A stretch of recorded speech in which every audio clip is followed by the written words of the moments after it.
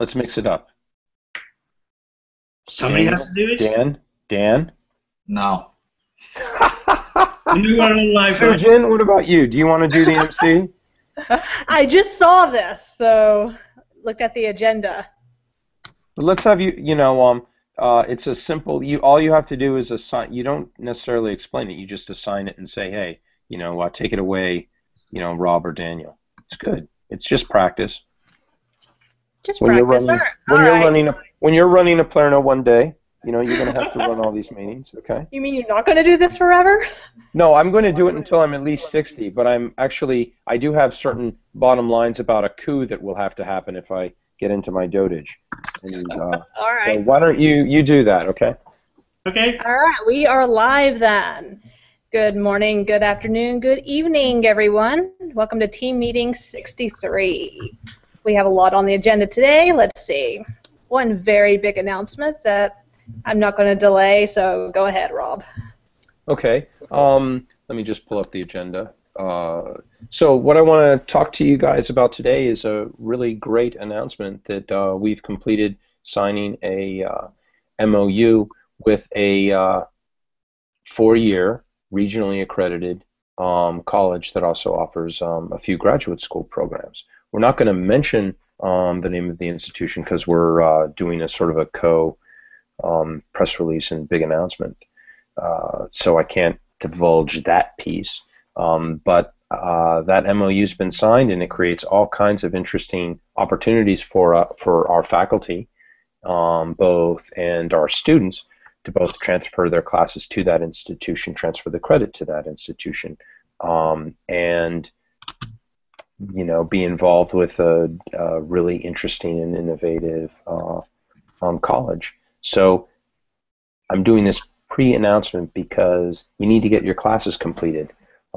If you are one of those people who are developing one of the 120 or 150 courses that is on our Canvas, on our Canvas on our LMS, get it finished, and you're going to be able to offer that to both students at that college, but it also raises our credibility.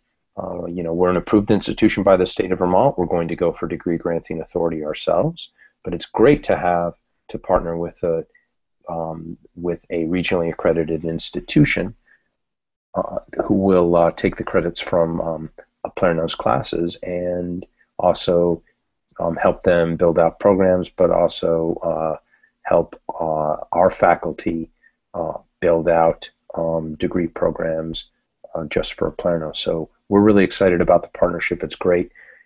It's really our first with an educational institution, and we'll be having an announcement, giving you guys the name in the next, I think it's a week or so, next week or the week after. But get those classes done. This is a big deal, and the more content we can offer online, the better it's going to be. So back to you, Sujin. Anybody since all of us have been involved in this, anybody have anything they else want to add to this? I think Dan? I think a lot of our faculty who may not have had the time or energy or approach to, carving out your own students, like some of our others who are, more up in social media and all that stuff. This is your opportunity to be early on our first batch of students. This isn't a huge group, but it is, one is infinitely more than zero, so this is a lot more than we've had, and it's more than one, of course. But yeah, now's your chance to be, one of the first people virtually shaking hands with this incoming batch of students. So if you're even a week behind, you might not get that first round, as these students will likely talk amongst themselves about what they're taking and what they're interested in, and maybe like to take classes together for study group purposes, or if they're in the same degree program. And it'll likely be well, I don't know this timeline yet, so I don't want to mention that. But opportunity. This is a big opportunity. This is probably the biggest student opportunity you've had so far, other than knowing students yourselves. And so this is a time to jump on it and get back involved. Yeah. Yep, and like Rob said, if you haven't finished your courses yet, this is a great time to do it. A summertime, summer session, and opportunity to have your courses in front of a bunch of people. Indeed. Anything else? No, that's good for that announcement. Let's go to the next one. SSG. All right, next one. I see. Yep, SSG. Rob. Well, no, actually, Daniel, I want to kick it a little bit to you because you've been doing a bunch of the work with the programming. SSG is Startup Study Group, as you guys know. We're working with SSG to create a virtual accelerator program. Daniel has been heavily involved in basically modifying both our learning management system and the marketplace program to create a place where advisors and startups can go to find specialized advice in growing their business. There's been some great conversations that I've had with accelerators all over the world who want to join us and shake up the startup world by making it so that people can both create their teams and work remotely from anywhere on the planet. So it's a pretty exciting thing. Daniel, do you want to, I mean, totally okay if you don't, but do you want to sort of walk through and share a little bit of, verbally or what's been produced about what you've done? Yeah, no, certainly. As I'm preparing the demo, which of course I should have known that we were going to have, and I'd like to tell you about the fun things that we've been doing with Startup Study Group. Because of this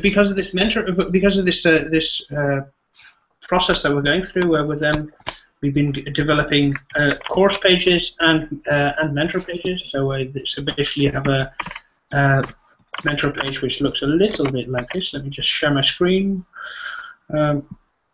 A team page which looks a little bit like this, and this is in my development environment, so it's not completely, not everything shows up. But at least, so you see here that we have a page with our educators on there, or our team education on there. This image, you should ignore that. That's just me playing around with this. We can see that also that we have, if we go into the profiles, you see at the bottom. Oh, sorry, not this one. So you see here at the bottom, of course, the startups that they've worked for in the past, and now, of course, I'm one of the unlucky ones who have a lot of startups who don't have their logos on the angel list, which is where we're getting the data from, or the collection of data from, so that we can go into the. Oh, let's see. Oh, it's not loading. It's a lot of my local computer. Then we have a little piece where you can know where you can fill in all your information, fill in and all kinds of interesting things about yourself. But we also have other profiles. So what we currently have is that we take over the description from your current profile. So as you see here, Rob has his own description, and those images are showing up here because this is my local machine. So we're basically having a lot of playing around with that, and which we should be ready to launch. At least for the mentors this week, so that new mentors will be able to fill in their profiles, and we'll be able to launch probably for our founders in the week coming after that. So depending on our time. Now remember that this isn't the final version. We're going to be iterating off of the basic infrastructure that's created. So we're going to be talking with advisors, mentors, investors about what type of information they want up there. In addition to that, we're also going to be talking to startups to say what information they want to have when they're evaluating an advisor. Because what's happened with accelerator programs basically is that they create a brand, actually much like a university, and they have set fees that they charge their members, the people who they're going to be working with. But what the barrier really is just like the barrier in higher ed. Um, a lot of really elite accelerator programs only admit, 3% or less of the candidates. And there are a whole lot of other businesses that might be, become great 10, 100 million dollar companies or even billion-dollar companies that never get the chance to go through an accelerator and get the particular advice that they need. And we're going to shake that up by making a much more egalitarian system, a lot like we're doing in higher ed. The only other thing that I'd sort of like add is we're releasing this to a small group to iterate off of these profiles and to improve the look of the marketplace, the websites, etc. And then we're going to launch it to more and more people, building slowly, and you'll be able to check out all of that stuff a little later on this week. Yeah, it's going to be a big draw both for Oplerno's educational offerings and also a really great service for students who want to find jobs, or also non-traditional students, i.e. the students who are not 18 to 21 years old, who are looking to retool, rebrand, or create their own company, which we need more of globally.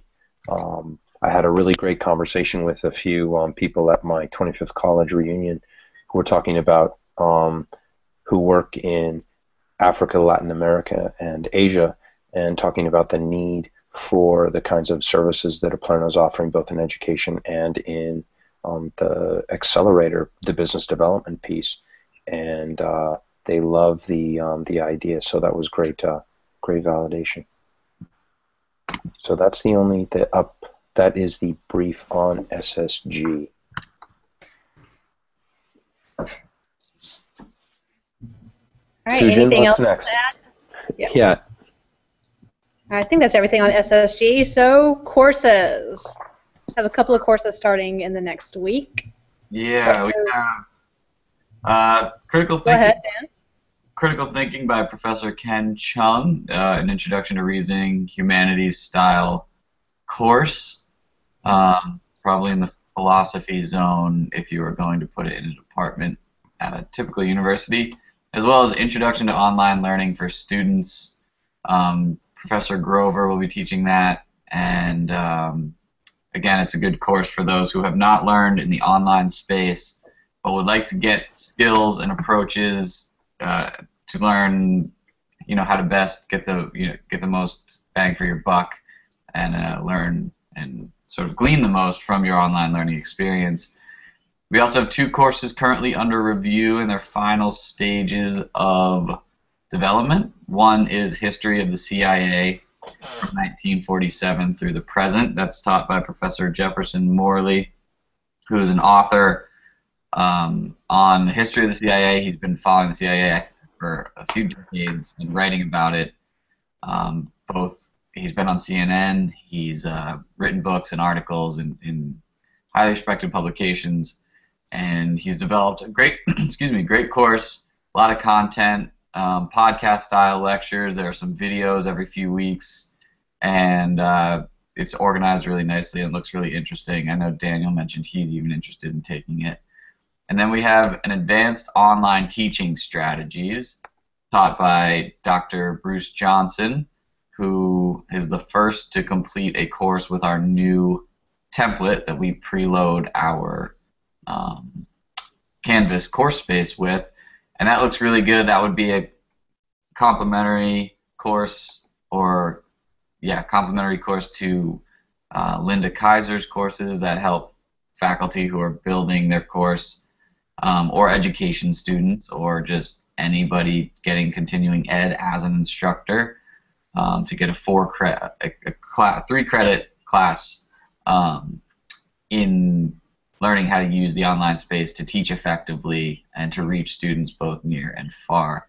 So I'm going to be looking over, I've already given Jeff his feedback, and I will be looking over Advanced Online Teaching Strategies today and giving Dr. Johnson his feedback, and we hope to launch these as soon as possible. It's just a matter of finalizing the edits that we will need to see. I have a question, Dan. I know Dr. Johnson has been is a recent faculty member. I think he's amongst the 10 most recent faculty members who have joined us. And how long do you think that he's taken to generate this course? I mean, with this new profile, of this new course template, is it reducing the time drastically of creating a new course? Well, I would like to think that it's because of the template that we did. But I also know that Dr. Johnson is an incredibly enthusiastic and hardworking faculty member, so it sounds like he also burned the midnight oil to get it done. However, it was one of the fastest and most robust Yep. We've seen. So hopefully, let's just say hopefully the template helped him, jump in sooner. We will. That's a good question to have for our newer faculty members who have the opportunity to use the template.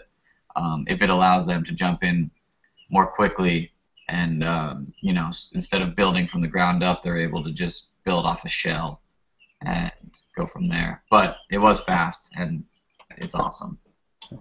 Yeah, no. As you know from me, of course, I'm using the templates as well for building out the onboarding for new developers within Oplerno. So, and I think I found a template very easy and very understandable. But of course, I'm slightly more technically minded, so I just put it all in there. So it's interesting to know whether it actually works also for the less technically minded, or perhaps the people who are not as used to online teaching methodologies as we are. Yeah, he joined on May 7th, and his course was complete by June 5th. Yeah. So, it was actually a little bit of a trick. That's awesome. I do know that he already had some course material that he had prepared for some ideas. So. And he's Yes, also we need a certificate or degree program in advanced online learning. So we'll be working with him on that in the coming months. Yeah, it's like I've said it before at a couple of previous meetings. Once we have more content and can really offer a very good, robust, undergraduate program, we're going to apply for that degree granting authority with the state of Vermont and then nationally. So get those courses done. The sooner the better. I think that's it. Are there any questions that have come up in terms of reach out to us via email or Twitter? No, I don't think so. I'm not seeing any. Okay. And that's all we have on our agenda, unless anyone else has something to add. Okay, so that's it. Please keep an eye out for emails from Oplerno over the next week.